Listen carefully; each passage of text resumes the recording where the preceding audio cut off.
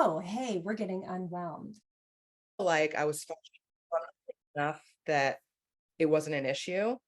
And so that job was like a major wake up call for me. And I was also so embarrassed at the time. And like, fun fact, I'm still friends with that boss on Facebook. And he always tells me like how proud he is of me when I finally like came out Yeah. and got sober and like started writing about it. So it's like he knew, and I kind of, in so many words, told him he was right, basically there years after. Um, but I think it's important that I look back now and I'm like, it's kind of good that he did that for me back then, in the best way he knew how. But I think it's really important for businesses to kind of have resources to Right. support their employees, who are in addiction or looking to recover or in recovery, and be more mindful of that. And then obviously I didn't really plan to like recover out loud. It kind of just like happened. I started writing about it, and then one of my posts went viral and that whole thing. And I was like, okay, I guess I'm like out there like this. But I have to say, it's like so much easier because there's no awkwardness. It's just like everyone already knows just something about me.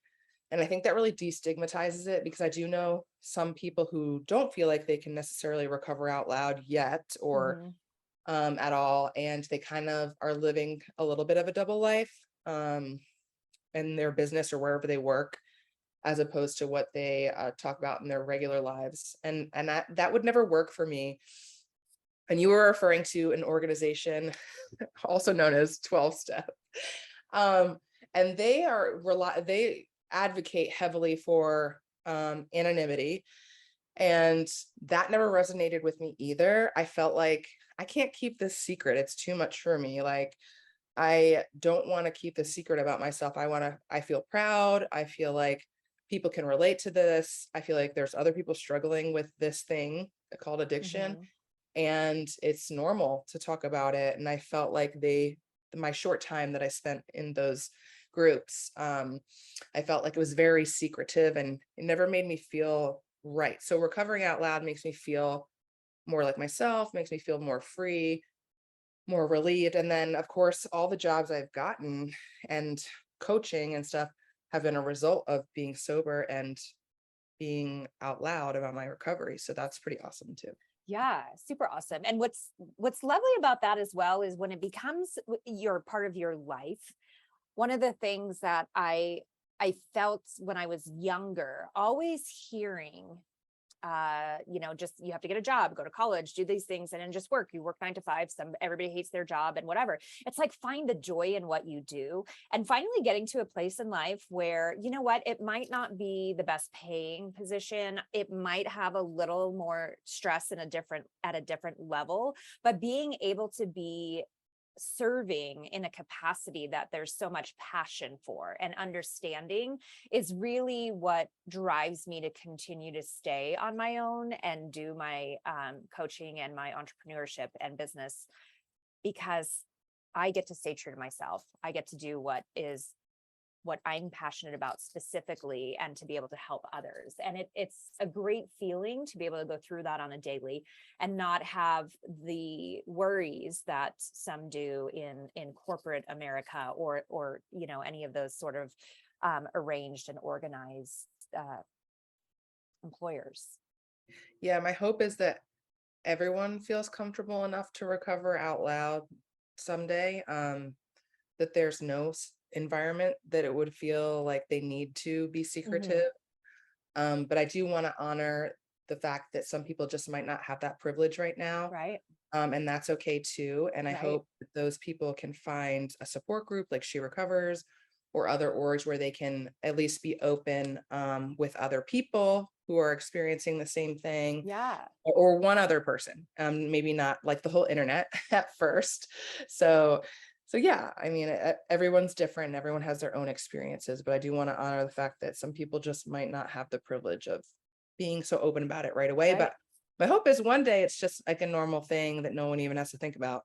Well, and I think that's, we know that that's our goal, right? In the end is just to be able to have a normal conversation like anything else. Like you're a vegetarian, like you're a recovering alcoholic, like you're whatever, like, okay, we need water, or soda for her. And we need, lettuce for that one. Like it shouldn't be a thing. But it is. And I'll tell you this, I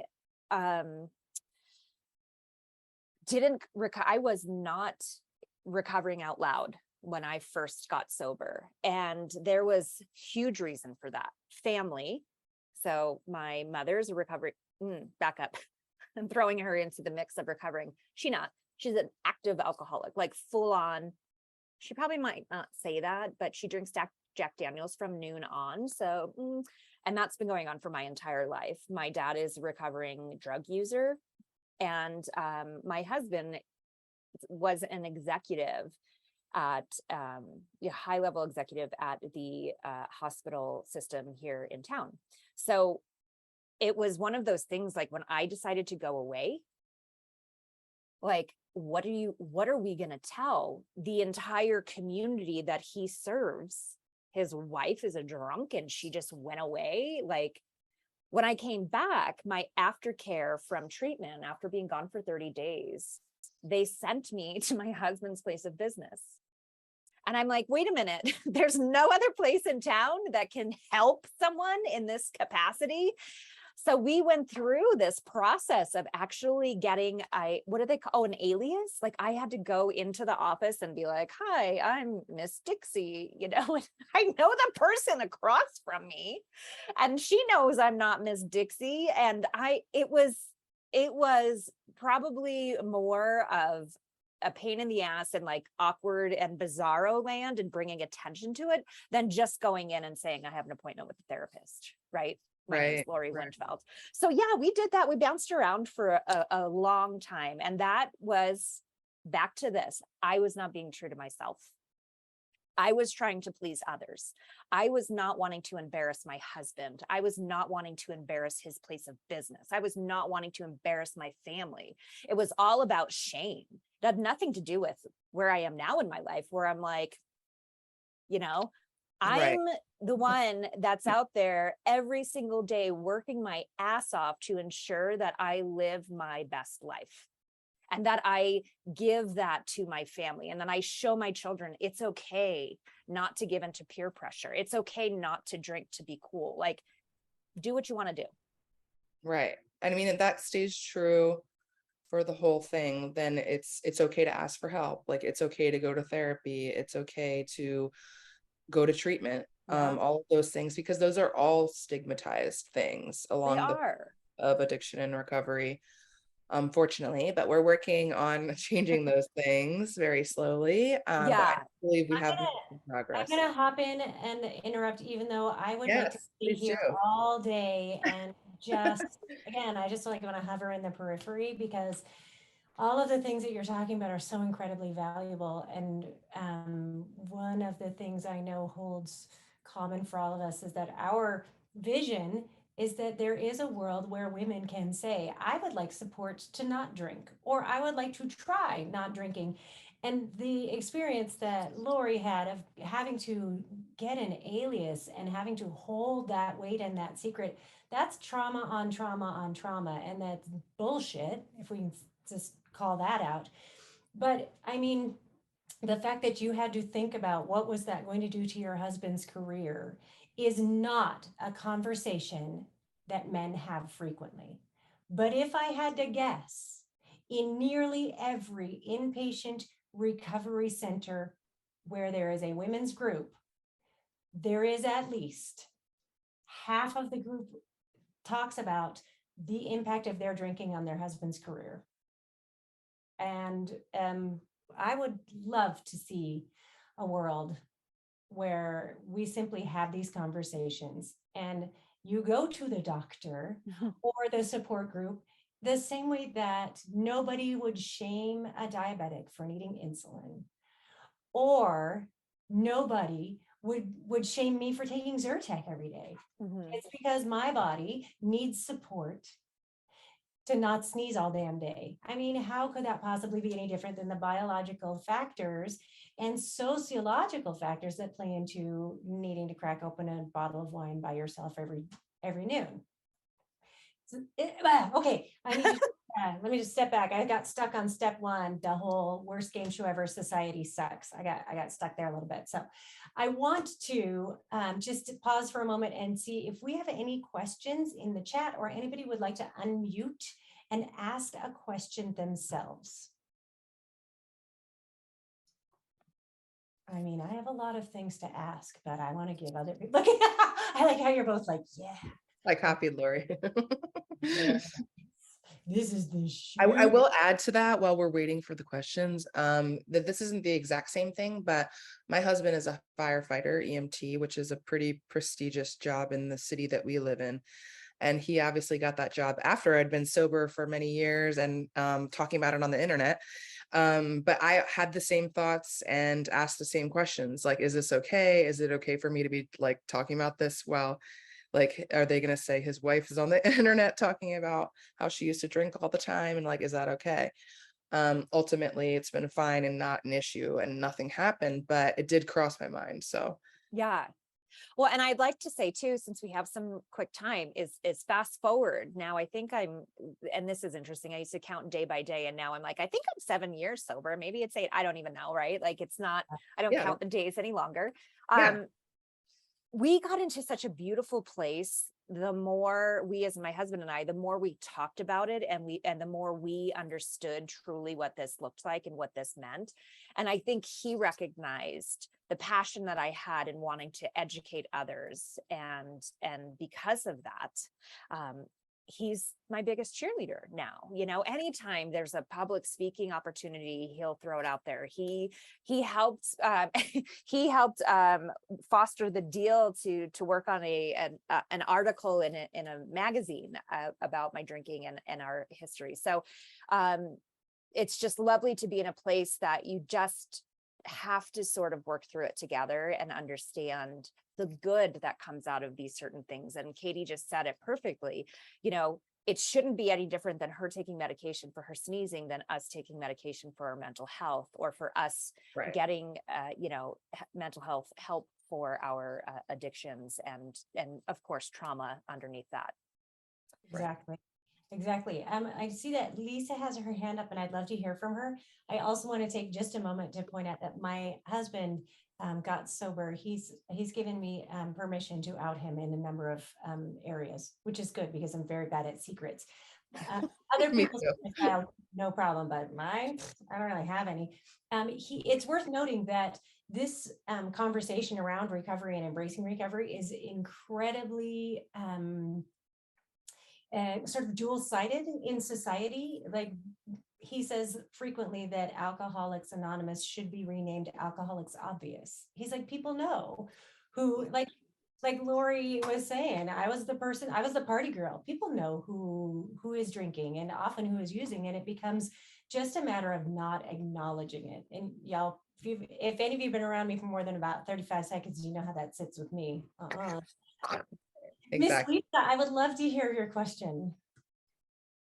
Awesome. Thanks for having me. Thank you all so much for your wisdom and energy. I personally know that you all deeply impact so many recovering people with your voices and your action and your services. So I just want to first of all say I'm deeply grateful for all of you. And my question might be for everybody as well, because I'm curious to hear what Katie also has to say. But my question is about recovering from the patriarchy.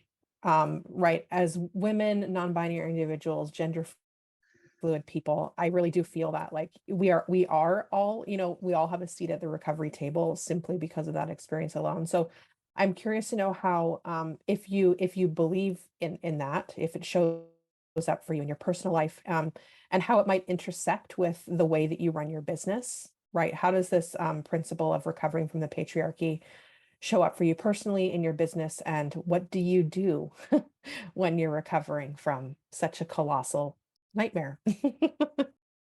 I wonder if I can just hop in here because you may have noticed me belly laughing.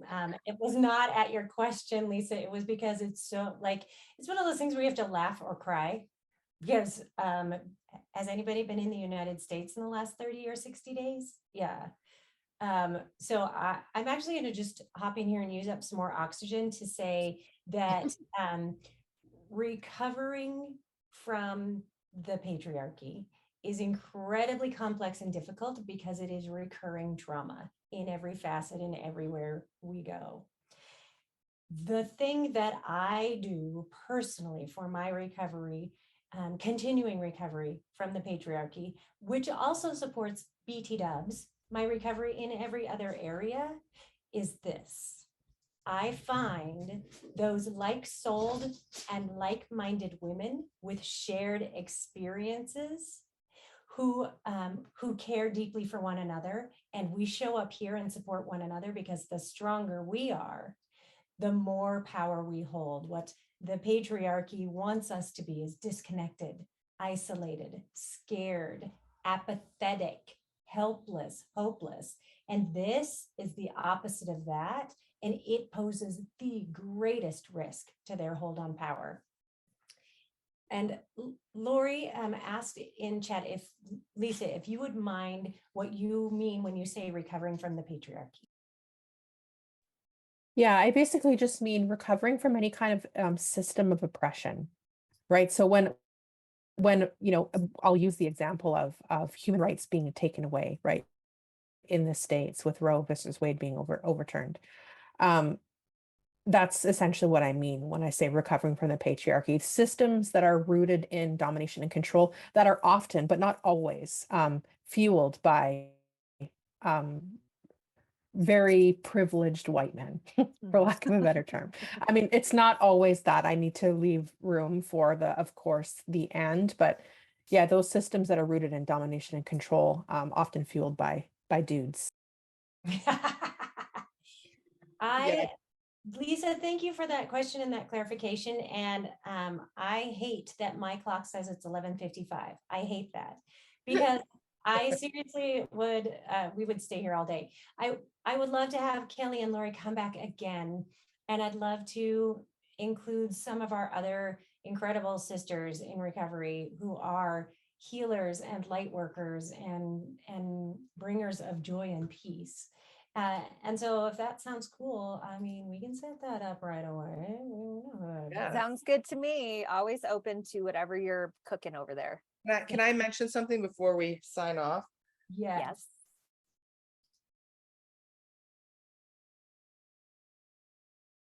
Did she sign off? Kelly just signed off. Something, she's like, we said yes, and she's like, never mind. Never mind. I'm not interested in talking to you. So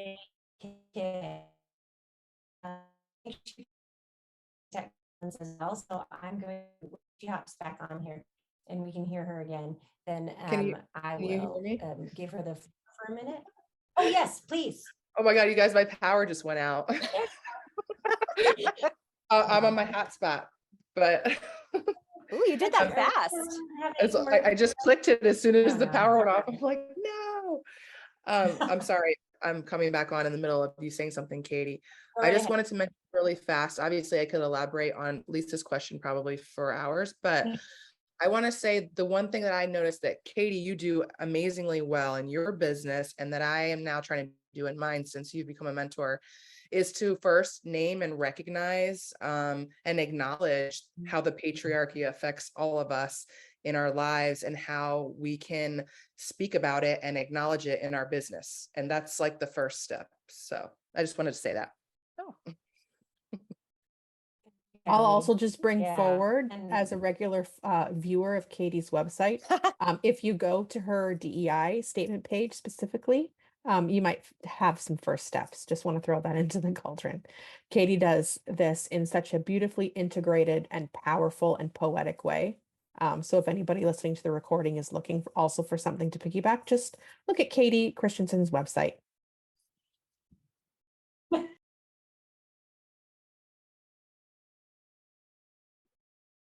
Well, and there goes Katie. So it's like now we dropping off here.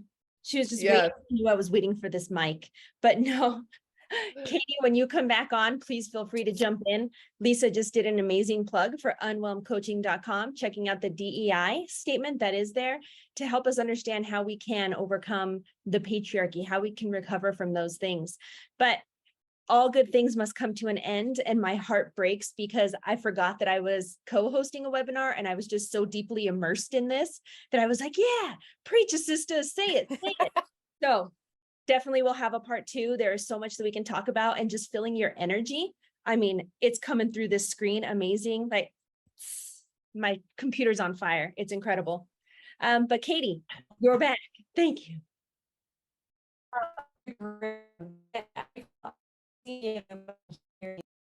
No. No, so close. We were that close. Looks like the power's out in 2 different states on different opposite sides of the US right now. Nope, it will not keep us down. It's because we were talking about overturning it all, right? Right. It's because we're talking about the patriarchy. I'm just saying. That is weird. Always listening. No, but thank you. Kelly, you are incredible in all of the ways that you possibly How are you? be. Yes, one fire wife to another. I feel you, sister. It means you are stronger than anyone else could ever imagine. And Lori, oh, my dear, what can I say? Being here with you in this power has empowered me in so many ways. And I think with Unwhelm Coaching, that's what we want to do, is to lend off of the power of each other. Like Katie says, you know, the elephants in a circle standing against each other to hold each other up. That is what you beautiful ladies and the circle that we're in today does for me each and every moment. So being in this space, the women who joined us today, thank you for being here to support each other, to support us. Knowing that we were never intended to do this alone, we never wanted to do this alone. We are here to unwhelm each other because it was a broken society that brought us to be overwhelmed. I will no longer be there. I am in recovery from being overwhelmed, from being burned out, from having compassion fatigue. I will not go there again because of your beautiful faces and this circle that we've created. So I invite everyone to join us again next Friday for another powerhouse. Join us in unwhelmcoaching.com, see what's going on there. It never ends with this, and know that you are always welcome. You are always in our hearts, in our thoughts, in all of the prayers we send to the universe and our higher powers for each and every one of you. We love you so much. And if there's anything else to finish us out, I pass it back. Thank you. Coaching.com. That's all I got. Go visit us, sign up for the newsletter, get all the free stuff, and come back and see us next week. Thank you, everyone.